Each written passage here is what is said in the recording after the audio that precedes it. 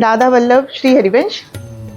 आज के इस वीडियो में हम पाप मोचनी एकादशी व्रत के विषय में जानेंगे। यह व्रत कब करना चाहिए, इस दिन किसकी पूजा अर्चना की जाती है और क्या है इस व्रत का महत्व। आज हम इन्हीं विषयों पर बात करेंगे। सर्वप्रथम ये जान लेते हैं कि यह पाप मोचनी एकादशी व्रत हमें कब रखना चाहिए। चैत्र मास की जो कृष्ण पक्ष की एकादशी तिथि आती है, उस दिन हम इस पाप मोचनी एकादशी व्रत को रखते हैं। इस दिन हमें व्रत अवश्य रखना चाहिए, जो कि इस साल 2026 में 15 मार्च दिन रविवार को रखी जाएगी। क्योंकि जो एकादशी तिथि का शुभ आरंभ होगा वह 14 तारीख को ही प्रातः 8:13 से शुरू हो जाएगा और जो कि 15 तारीख को सुबह 9:18 तक रहेगा। इसलिए उदय तिथि के अनुसार जो व्रत रखने का सही समय बताया गया है वह 15 मार्च ही बताया गया है। हमें इसी दिन व्रत अवश्य ही रखना चाहिए।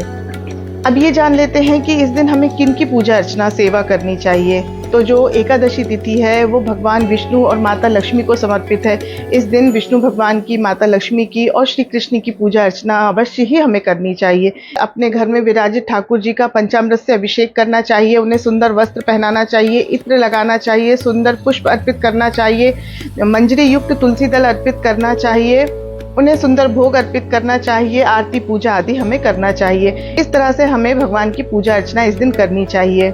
इस दिन हमें नाम जप और मंत्र जप का भी विशेष अभ्यास करना चाहिए। ध्यान रखना चाहिए कि हमारा मंत्र या हमारा नाम निरंतर चलता रहे। यदि आपकी गुरु दीक्षा हो गई है तो आप अपने गुरु मंत्र को निरंतर जपते रहिए। यदि आप पवित्र अवस्था में हैं तो मंत्र जाप करिए। यदि आप पवित्र अवस्था में नहीं भी है तो भी आप नाम जप हर स्थिति परिस्थिति में कर सकते हैं। अब ये जान लेते हैं कि इस एकादशी का विशेष महत्व क्या है, क्यों कहा जाता है इसे पाप मोचनी एकादशी। वैसे तो विशेष रूप से जो एकादशी होती है उस दिन अन्न में पाप का निवास कहा जाता है।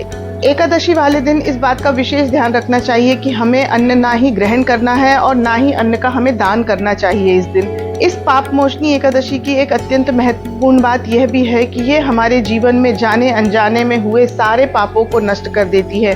यदि हम इस पाप मोचनी एकादशी व्रत को रखते हैं तो हमारे द्वारा जाने अनजाने में हुए सारे पापों को यह नष्ट कर देती है। इतनी अधिक महिमा है इस पाप मोचनी एकादशी व्रत की।